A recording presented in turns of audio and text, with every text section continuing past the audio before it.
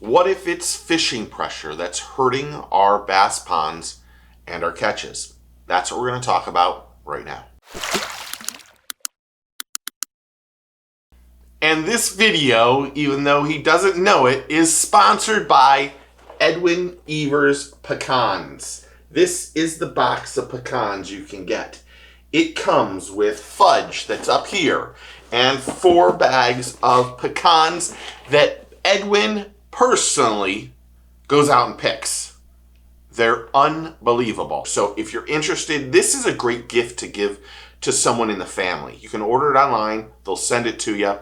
You can go to edwineverspecans.com and check out all of it. And I'm sure they'll get it to your loved ones or your friends and family before Christmas. And let me just say thanks to the Evers family for sending that to me. I really do appreciate it. God bless. Recently, and in another video, we talked about the University of Auburn study that Alabama is trying to enforce or wants to have a slot limit on the Coosa. And they want these slot limits because of fish mortality. Bass tournaments during the regular time, they say, has a 45% death rate. And then during the summer, it's 50 to 80%. Now, those numbers seem quite high. But what if it isn't when the fishing tournaments are happening, but the problem is fishing pressure in that area? I think we all can agree. There's always been a glory day of fishing. Someone has a story. Oh, it was better 10 years ago. That's always going to happen, I think. But these lakes nowadays are heavily pressured, and that leads to having population issues. We have smaller fish sizes, we have reduced numbers, and we see a difference in the behavior of the fish. And those bass are more in tune because of the constant disruption. And we're disrupting their natural ecosystem. We can all agree, females caught during a spawn have issues. They get pulled from one place, put in a live well, go across the stage, and then released in another spot. And we're not sure if those fish or that bass actually spawns, or if we're not doing damage to that female bass. And if we're doing damage, this leaves fewer fish to reproduce. And if that bass is not producing babies, we do not maintain a healthy stock of fish in that area. Stress is another big part of fishing. There's a lot of stress on bass because they're seeing more and more fishing going on in their area. And this affects their feeding. It affects their behavior. It hurts their growth. And it hurts their overall health. And with more and more bass fishing tournaments going on, we're hurting their habitat. And we're not out there replacing or doing anything to help have those spots that those bass can hide or reproduce or just run around. We're beating it up. We're tearing it up. And there needs to be more accountability for those anglers that are just ripping up grass. Not to mention we have places down here that get sprayed constantly. And that has an effect on the habitat for the bass too.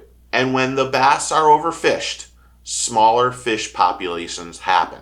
Smaller bass populations increase because we disrupt their food chain. And these days we're seeing changes in a fish's behavior. They've been caught so many times that they stay clear of certain areas or certain open areas. But how do we fix it?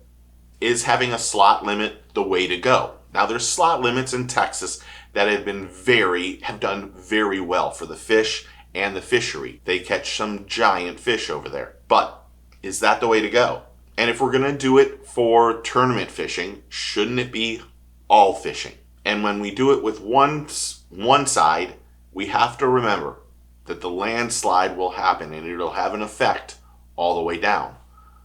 But how do we fix it? Regulations and catch and release does help. Fish stocking programs is successful in most cases. But the things I would like to see is more habitat restoration. I'd also like to see more angler education on how to take care of fish.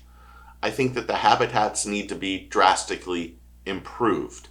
When the habitat's improved, that helps the bait fish, which helps the bass. And it gets the feeding cycle or the cycle of food chain in the right direction. We want to catch big fish. We don't always want to catch small fish. Here in Harris Chain, we have a great fishery, but we used to have an even better fishery several years ago. But we've had so much pressure on our ponds and lakes that we see a tournament a day or more. Not to mention when you get a big high school tournament, that can be 400 plus anglers or boats, that pond or lake is really getting beat up. And while I really respect all of the work that the people on the Harris chain have done, I think most anglers that come down here and fish would tell you that the Harris chain is on a drastic decline.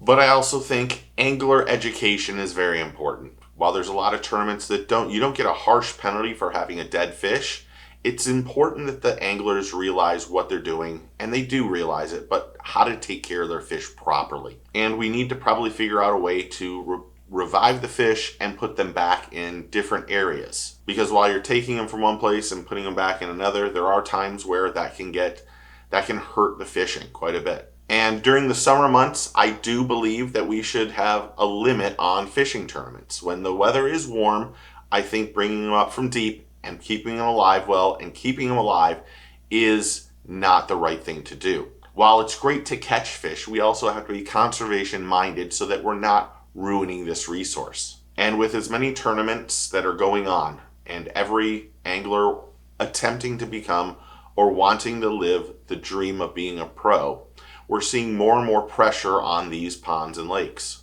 And don't get me wrong, I think forward-facing sonar plays a part in this too. I think that they are able to find fish deeper that are brought up too fast.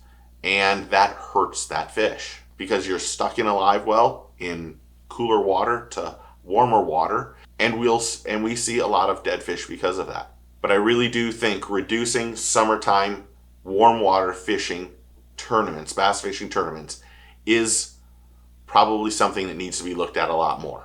Because those summertime fishing tournaments with 400 people in a high school tournament, that's too many. And I want to see our youth get into the outdoors and enjoy what we have.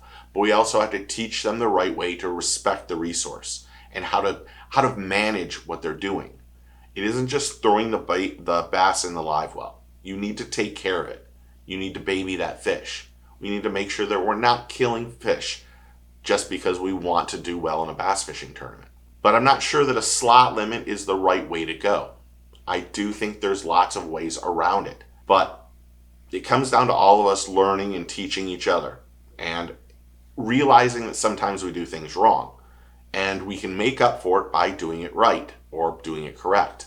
But these days, people are more interested in that high almighty dollar instead of worrying about the resource. And we need to start worrying about that resource more and more. What do you think? Comment below and tell me what you think. Thanks for hitting that like and subscribe button.